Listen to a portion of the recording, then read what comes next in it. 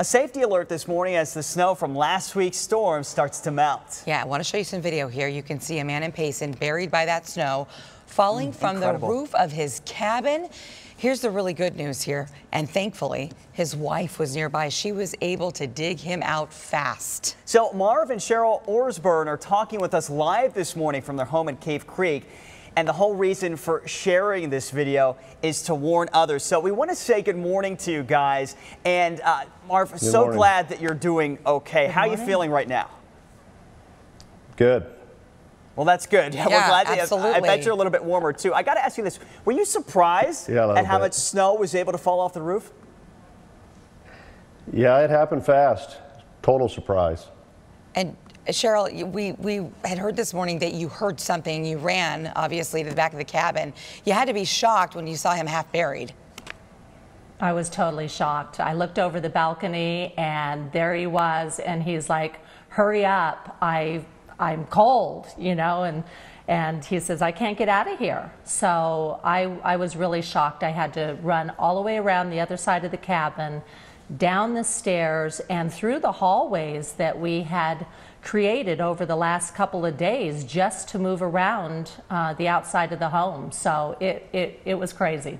I want to ask you both this. I mean, Marv, what's going through your mind as you're stuck there? And Cheryl, what's going through your mind as you know that you now have to dig your husband out? I mean, is it panic? What kind of emotions?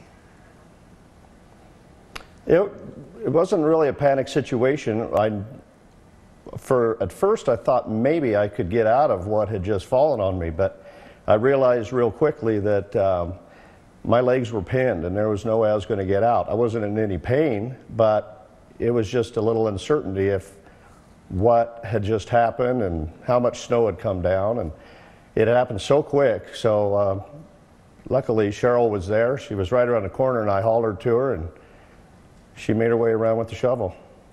And Cheryl, you come around the corner and you're thinking, oh my goodness, what next? Oh yeah, yeah. Well, at first, I mean, the first thing is, okay, he's all right. So I've got to get a picture of this. Right? So that was the first thing. And,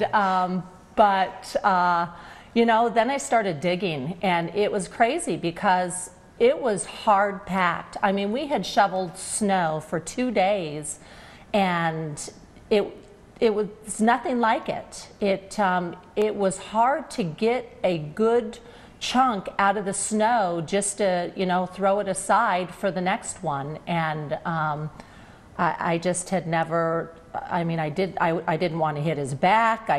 Once I got down to his legs, I had no idea that one of his legs looked like it was in motion when he was buried, because it was straight out, the left leg behind him. So when I finally saw that, it was like, whoa. And he's like, my other one's right there.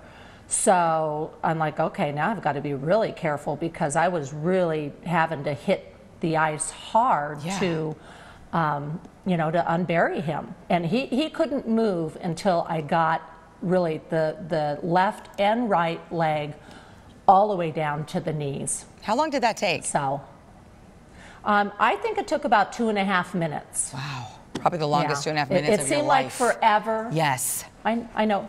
He kept saying, hurry up, it's cold. And, I bet. you know, but he is lucky he did not have to dig himself out, because the position he was in and how tight he was in, it would have taken him a long time. Yeah, and Cheryl, I think just right place, right time that you were there, that you were able to dig him out so quickly. I want to thank you both so much for joining us. And, you know, not to make light of the situation, but funny that you went to take a picture real quick. And Marv, you must be a good husband, because she did dig you out. She could have left you there. Good job. But she did, you know, she wanted to get you out of there. So you must be doing something right. Guys, thank you. And I'm so glad that you're safe this morning. Thanks for taking the time. We appreciate it. Oh, thank you so much. You bet. Bye-bye. Bye-bye.